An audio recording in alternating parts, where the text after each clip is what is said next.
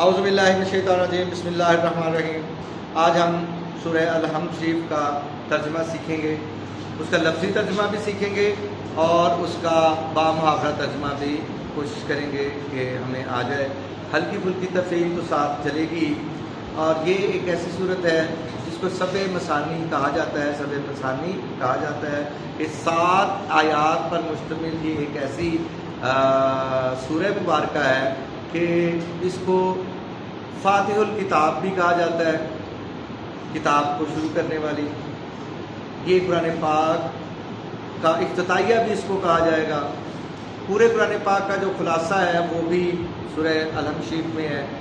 پھر آقا صلی اللہ علیہ وسلم نے فرمایا کہ تمام بیماریوں کا علاج سورہ فاتح شریف میں ہے۔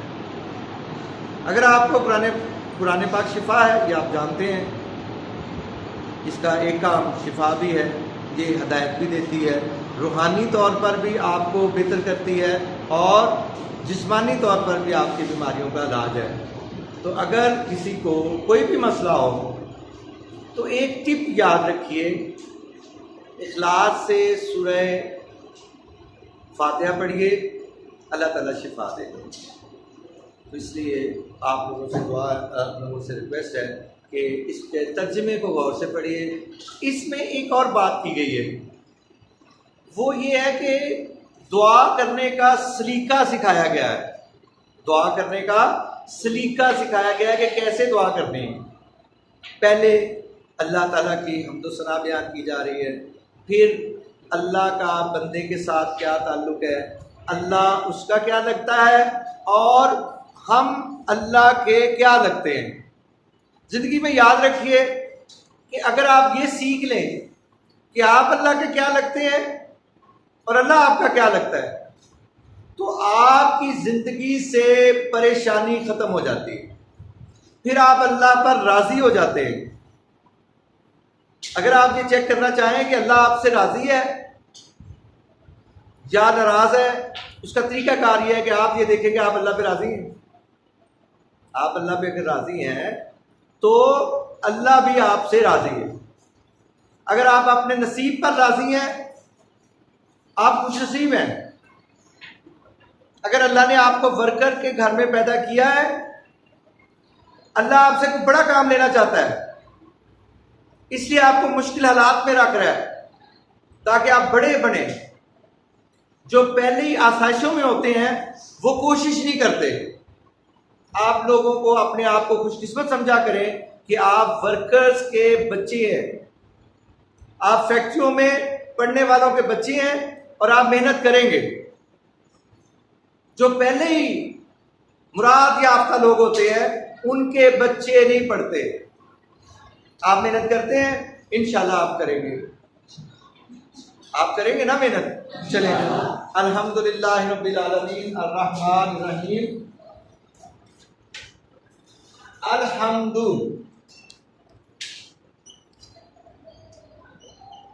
تمام تعریفیں،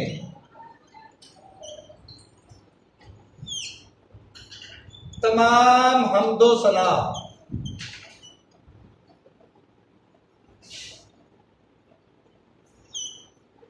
ایک بندے نے اس کو ایک نیا جہت دی کہ الحمد سے مراد شکر کرنا بھی ہے۔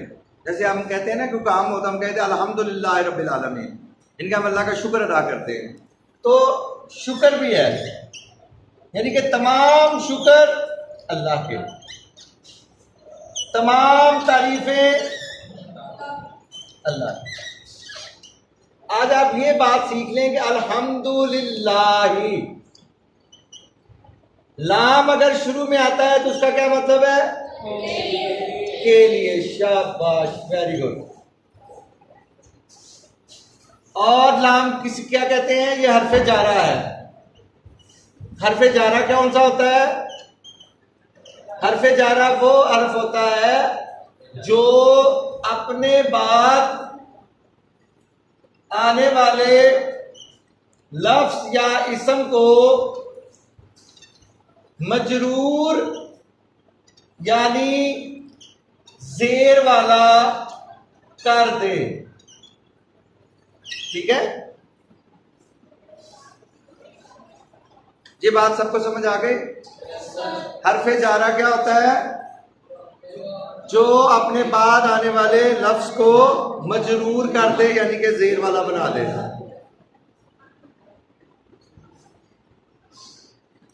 الحمدللہ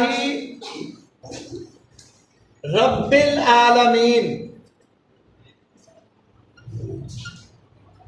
اس میں یہ رب لفظ آیا ہے.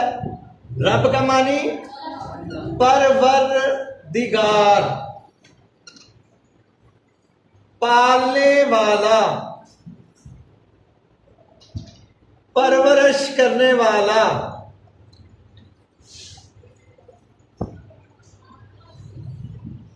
تمام ضرورتیں پوری کرنے والا. عالمین، عالم کی جمع، سب عالم. تو الحمدللہ رب العالمین، تمام تعریفیں اللہ کے لیے جو تمام رب ہے. اب اس کی تعریف کی جا رہی ہے. الرحمن، الرحمن کسے کہتے ہیں؟ جو بہت زیادہ رحم کرنے والا ہے، ازل سے رحم کرنے والا ہے. ازل کسے کہتے ہیں؟ شروع سے، شروع سے بھی پہلے، وقت کے آغاز سے بھی پہلے. اس سے آپ سیکھیں کہ اللہ کب سے ہے. اللہ کب سے ہے؟ اللہ تب سے ہے جب کچھ بھی نہ تھا. جب کچھ بھی نہ تھا تو اللہ تھا، کچھ بھی نہ ہوگا تو اللہ ہوگا. اس لیے یہ عام بچوں کے ذہن میں یہ بات آتی ہے کہ جناب ہمیں تو سب نے پیدا کیا، اللہ کو کس نے پیدا کیا؟ آپ کے ذہن میں آتی تھی بات یہ کہ ہمیں تو پیدا کیا اللہ تعالیٰ نے، شجر و حجر پیدا کیے اللہ تعالیٰ نے، زمین و آسمان پیدا کیے اللہ تعالیٰ نے، ہر ایک کو، تمام مخلوقات کو پیدا کیا اللہ تعالیٰ نے. ہر چیز کا خالق کون؟ اللہ تعالیٰ. اب جب ہم بچے ہوتے تھے، ہم چھوٹے چھوٹے ہوتے تھے تو ہمارے ذہنوں میں آتا تھا کہ آخر اللہ کو کس نے پیدا کیا. آپ کے ذہن میں آتا تھا نا؟ تو کیا ذہن میں جواب آتا تھا؟ اب آپ کے ذہن میں کیا جواب ہے؟ اللہ اپنا خالق، اللہ اللہ ہے، بس اس نے سب کو پیدا کیا. اسی لیے اس کی عبادت کی جاتی ہے کہ سپریم اتھارٹی اللہ تعالیٰ ہے. حکم الحکم للہ، اللہ کا حکم ہوگا. اللہ نے ہمیں پیدا کیا ہے تو اللہ نے ہمیں قرآن پاک دیا ہے. یہ قرآن پاک دیا ہے، اس میں طریقہ بتا دیا، طریقہ بتا دیا. یہ لکھا ہوا ہے کہ ایسے زندگی گزارو. اللہ نے اپنا تعارف کرایا. پہلے ہم جب دعا کرتے ہیں تو کیا کہتے ہیں؟ تمام شکر اللہ کے، لائن شکر تو اللہ عزیز اللہ کو. تمام تعریفیں اللہ کی جو تمام جہانوں کا رب ہے. اب اس کی تعریف ہو رہی ہے. دعا کرنے کا طریقہ کیا ہے کہ آپ سیکھتے ہیں کہ اللہ کیا ہے. الرحمن، ہمیشہ سے مہربانی کرنے والا، رحم کرنے والا، مہربان. کتنی مہربانی کرنے والا؟ کوئی حد ہے ان کے حدود کی، کوئی حد ہے ان کے رحم کی. کتنا رحم کرتا ہے؟ کوئی حد نہیں ہے. حد و بے حد. اور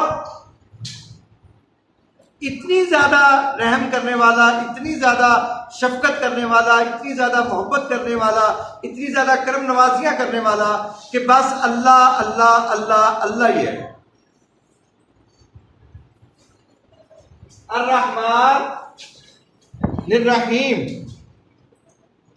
الرحیم یہ بھی ازل سے کرنے والا، ہمیشہ مہربانی کرنے والا، شفقت کرنے والا. مالک یوم الدین، اگلی تعریف کر دی. مالک ہے یوم الدین، یوم الدین ہے، یوم الدین ہے، کیا ہے؟ یوم الدین، روز جزا کا مالک، یعنی کہ اب حکم یا بادشاہ روز جزا کو کون ہوگا؟ صرف اللہ تعالیٰ۔ مالک کون ہے روز جزا کا؟ اللہ تعالیٰ، یعنی کہ اللہ جو چاہے وہ کرے۔ ایک دن آقا صلی اللہ علیہ وسلم کے پاس ایک صحابی آئے، کہنے لگے کہ آقا جی ہمارا قیامت کے دن حساب کون لے گا؟ انہوں نے کہا جی اللہ۔ نے اچھا اپنا اللہ؟ بے فکر ہو، بے فکر ہو گے نا۔ دیکھیں تقویٰ کا ایک مطلب یہ بھی ہے کہ آپ اللہ کی محبت میں گناہوں سے بچتے ہیں، آپ اللہ کی محبت میں نیک کام کرتے ہیں، آپ اللہ کی محبت میں صحیح کام کرتے ہیں۔ تو بیٹا تقویٰ کا مطلب اللہ سے ڈرنا ہے، لیکن اس کی ناراضگی سے ڈرنا۔ ہمارے ابوؤں کے بارے میں ہماری امی یہ کہتی رہتی ہیں، آلن دے تیرے ابے نو، آنے دو تمہارے ابو کو بتاؤں گا۔ بگاڑتی خود ہیں، جیسے وہ ہے تو مذاق کی بات لیکن ہے سب کے سامنے کہ اما ویخ ویخ تیرا منڈا بگڑا جائے۔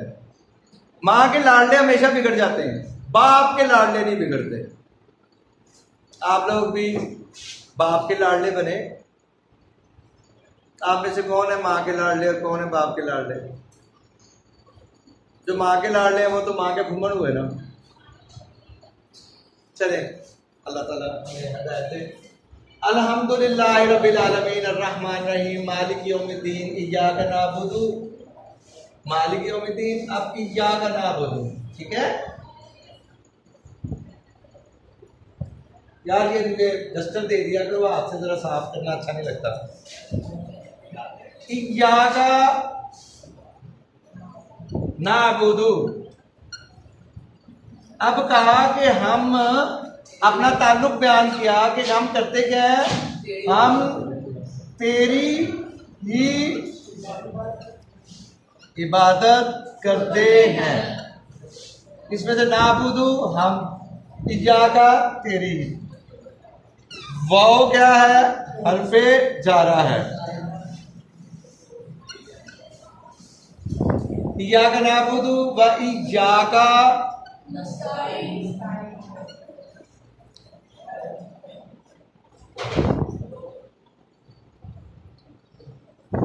ہم تجھی سے مدد چاہتے۔ اس کا مطلب یہ ہوا کہ اللہ کا یہ حق بنتا ہے کہ اللہ اللہ ہے، اس لیے صرف عبادت اس کی جائے اور مدد بھی صرف اسی سے مانگی جائے۔ اب مزہ آیا آپ کو؟ لیکن اس کا مطلب یہ نہیں ہے کہ جو چیزیں ہم نے، میں آپ سے کہوں کہ یہ مجھے مار کر دے دو، میں اللہ کے پاس جاؤں اللہ سے مار کر لے کر آؤں، یہ چیزیں میں نے آپ ہی سے مانگنی ہیں۔ میں آپ سے کہوں کہ قرآن پاک جو ہے وہ لا کے دو تو وہ آپ ہی لے کر آئیں گے، ٹھیک ہے؟ میں کہوں مجھے کھانا کھانا ہے تو وہ اپنی بیوی سے ہی کہوں گا، یا آپ اپنی امی سے کہیں گے کھانا دے دیں، وہ اللہ کے پاس نہیں جائیں گے۔ لیکن جو چیزیں اللہ نے دینی ہیں، جیسے زندگی ہے، موت ہے، رزق ہے، جان ہے، اولاد ہے، پھر رزق ہے خاص طور پہ کسی بھی قسم کا ہو، پھر شفا ہے، شفا ڈاکٹر کے پاس نہیں ہے، شفا کس کے پاس؟ اللہ کے پاس ہے۔ وَإِذَا مَرِضْتُ فَهُوَ يَشْفِينِ، جب میں بیمار ہوتا ہوں تو اللہ مجھے شفا دیتا ہے۔ تو کہنے کا مقصد یہ تھا، ابھی آپ کے ساتھ بات یہ ہو رہی تھی کہ ایاک نعبد، ایک عبادت میں شرک نہیں کرنا، عبادت میں شریک کوئی نہیں ہے۔ دوسرا استعانت میں، مدد کسی اور سے نہیں مانگنی، مدد صرف اللہ کی، اور اللہ سکھاتا ہے کہ مدد کیسے مانگنی ہے۔ اللہ تعالیٰ فرماتے ہیں کہ ہم تیری ہی عبادت کرتے ہیں اور تجھی سے مدد مانگتے ہیں۔ اب یہ کاری باتیں کر کے اللہ کی تعریف بیان کی، اللہ کا مقام بتایا کہ وہ رب ہے، وہ رحمان ہے، یہ بھی تعریفیں کی، اس کا مقام بتایا، اس کا اختیار بتایا، پھر یہ بتایا کہ ہم تیرے بندے ہیں، ہم تیرے بندے ہیں، اسی تیرے کی لگ دے، اسی اللہ کو بتایا ہے کہ اسی تیرے کی لگ دے۔ جب یہ پتا ہونا کہ ہم کچھ لگتے ہیں اللہ کے، تو پھر ہم اللہ کی طرف توجہ کریں گے۔ جیسے آپ کو پتا ہو کہ میں آپ کا ٹیچر ہوں تو پھر آپ مجھے توجہ دو گے، یہ اس طرح نیچے تو نہیں کھیلو گے نا، آپ بھی توجہ دو گے۔ مجھے پتا ہوگا یہ میرے اسٹوڈنٹ ہیں، یہ تو میرے سب کچھ ہیں، پھر میں آپ کو پیار سے پڑھاؤں گا، ماروں گا نہیں، یا آپ سے غلطی ہو جائے گی کوئی بات نہیں، یہ میرے کیا لگتے ہیں، مجھ سے کوئی غلطی ہو جائے گی آپ کو کوئی بات نہیں، ہمارا ٹیچر لگتا ہے۔ آپ کو پتا ہو کہ آپ کا ابو لگتا ہے، اللہ کے بعد سب سے زیادہ حق آپ کے ابو کا ہے، تو پھر آپ ابو کی آگے تو نہیں بولیں گے، ان کے آگے اونچی تو نہیں بولیں گے، ان پر اف تو نہیں کریں گے، ان کے ساتھ سب سے اچھا سلوک کریں گے۔ یار بیٹا کتنا آسان ہے دین، ابا جی کی جھولی میں رکھ دیا سارا دین، اما جی کی جھولی میں رکھ دیا، بیٹے کی جھولی میں رکھ دیا، بیٹی کی جھولی میں رکھ دیا، بہن کی جھولی میں رکھ دیا، دوستوں کے پاس رکھ دیا، جس کے ساتھ کوئی تعلق ہوتا ہے اس کے اندر اسلام رکھ دیا۔ آپ کو پتا دین کیا ہے؟ دین یہ سارا کچھ ہے، یہ ایک دوسرے سے مل بیٹھنے کا طریقہ ہے، یہ ایک دوسرے سے محبت کرنے کا انداز ہے۔